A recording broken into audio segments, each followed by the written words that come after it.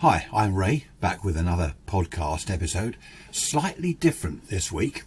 Last week I did the newspaper reviews, if you remember, from the 1950s, 60s, 70s. That went down very well. In fact, several people have said, let's have more newspaper reviews.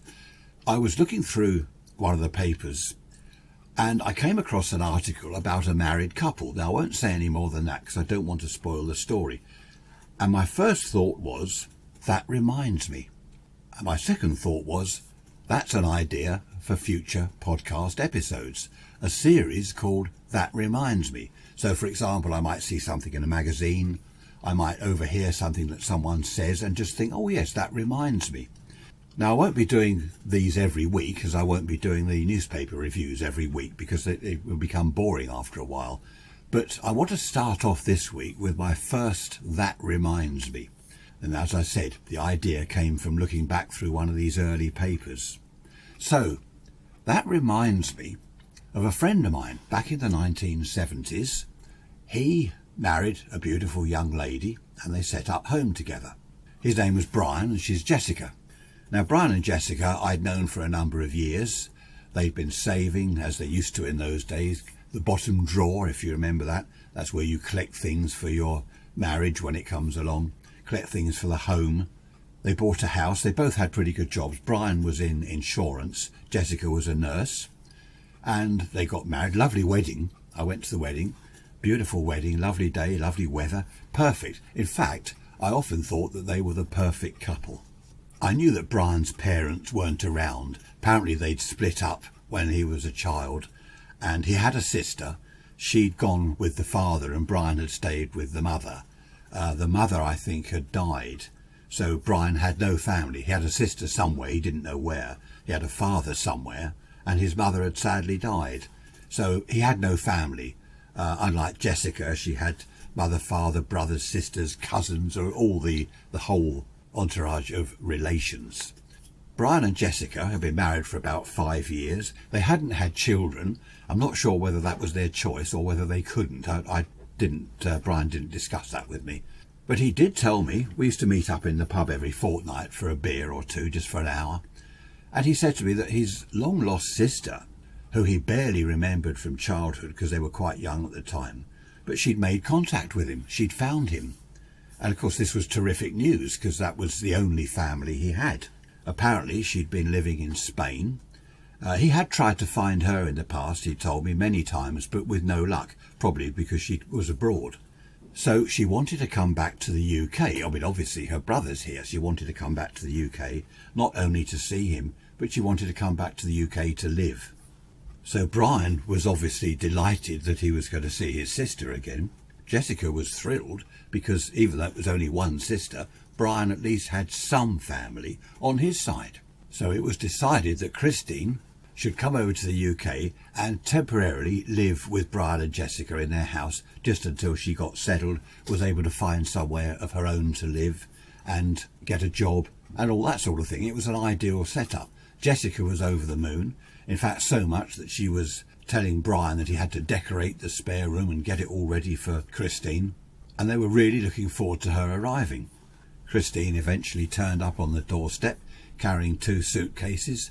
She was very well suntanned. As Brian said, living in Spain with the beautiful weather out there, he wasn't surprised that she had such a nice suntan. Jessica took to Christine immediately. They both got on extremely well and everything was working out perfectly. Christine was quite a bit younger than Brian. She was a very attractive young lady, and I must admit I had my eye on her. She was slim, she had lovely auburn hair. She really was an attractive lady. As the weeks passed, they'd go shopping together, they'd go out for coffee together, and Christine and Jessica had become just such good, close friends, which was excellent. But after, I think it was about 4 months, 3 or 4 months, Brian was saying to me, I don't know when my sister's going to get her own place to live. You know, it's nice having her here, but she's always around. And I must admit, I did begin to think that it might start to take a bit of a toll on their marriage, having Christine there all the time, never any escape from her, because she hadn't found a job even, apparently, according to Brian. She hadn't even found a job, let alone somewhere to live. She seemed to have some money behind her, so she was paying her way at least, but the weeks and months had been passing and there'd been no progress at all. I think it was after something like 8 months that Brian was becoming really disgruntled with the whole setup. Every time I saw him, he was complaining about his sister always being around, how Jessica and Christine were always out shopping together or going out for coffee, even going out evenings. They go out in the evenings together for a drink. And Brian really was getting disgruntled. And I did at the time, I saw his point. It was all very nice having his sister there, but it was going on for far too long. As he said, he'd only expected it to be a few weeks at the most, say 3 months, absolute maximum. And it had gone on for 7 or 8 months.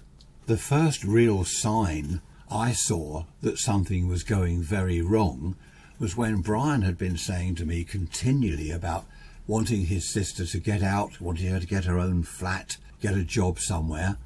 When I saw Jessica, I chatted to her because I quite often went round to see them. She seemed to be saying, I hope Christine gets somewhere to live before long. It's been 8 months. And that set me thinking, well, hang on a minute, Brian wants her out, and he said Jessica didn't. Now Jessica is saying that she wants her out, and she was saying that Brian was quite happy to have her stay there. So I had 2 conflicting stories. Jessica said that she did go out with Christine for coffee. They'd been out for drinks in the evenings. They'd been shopping together. All that part was true. But what Brian hadn't told me was that Jessica was getting a little bit fed up with it. Now Jessica worked nights. As a nurse, she often had to do shift work. She normally got home at about 7 in the morning. One morning she got home at 5 o'clock. Something had happened on the shift and she'd come home early. She crept into the house. She didn't want to wake anyone up. Crept up to her room, and there was Brian and Christine in bed together. Of course, she was absolutely shocked. First word that entered her swirling head was incest. She just couldn't believe it. They're both there sleeping together in the same bed, brother and sister. She was stunned, and she said to me that she stood there for several seconds, seemed like hours, just staring in disbelief. I'd had no inkling of anything like this whatsoever.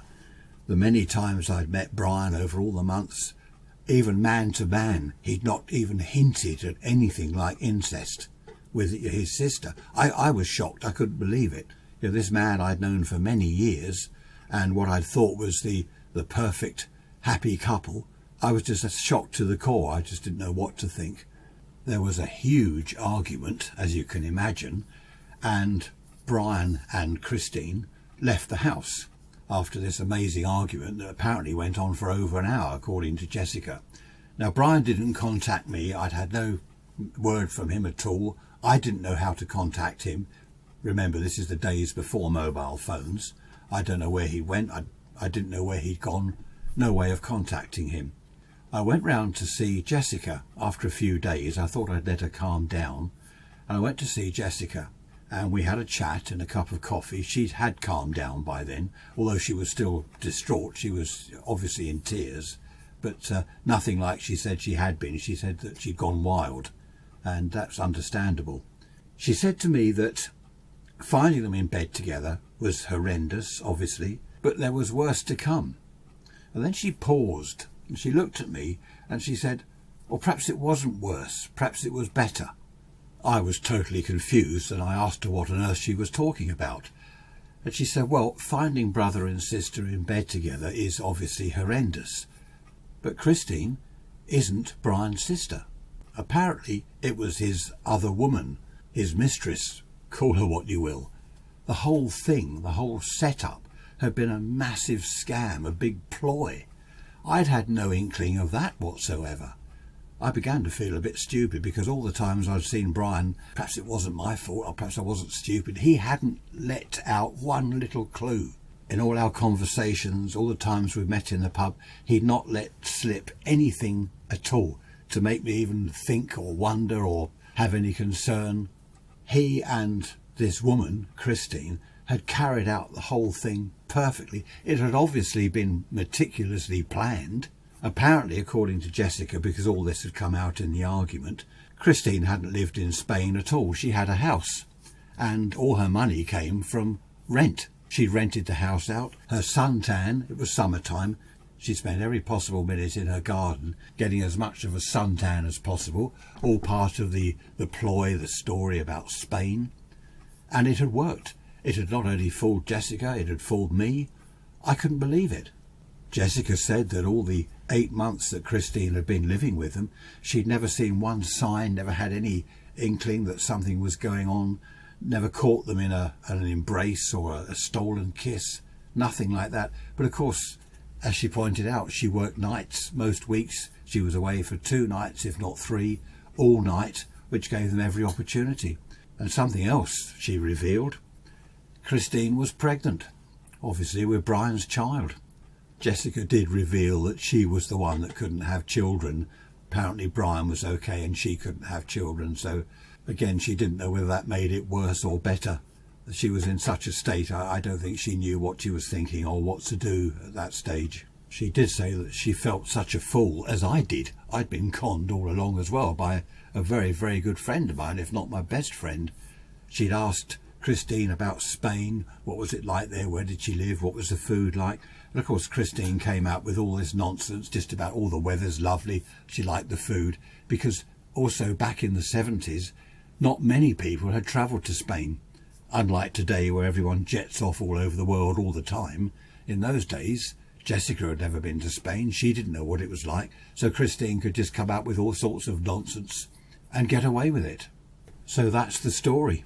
The newspaper article that reminded me about this was about a chap. He had 2 houses, 2 wives, 2 sets of children. You've probably heard of that sort of thing before, bigamy going on. And apparently he got away with it for years. Of course, as soon as I read that, I thought, that reminds me. I did keep in touch with Jessica for several years. She moved into a flat. She kept her job as a nurse. She never heard from Brian again or Christine. She only assumed that they were still together and the baby had turned up and they were the happy family that her and Brian could never have. Eventually, which is rather nice, eventually she found someone and she married, and they seemed to be perfectly happy, as I thought she had with Brian in the first place. I lost touch with Jessica some years ago, but they had a couple of kids. She was able to have children in the end. She'd had some sort of treatment. They'd had 2 children and lived happily ever after, I suppose. So there we are. Quite a fantastic story, I think you'll agree. I wonder what else I'll read about or hear or see on the television that will make me think, that reminds me. Thanks for listening. Look out for the next episode and I'll see you soon. Bye bye for now.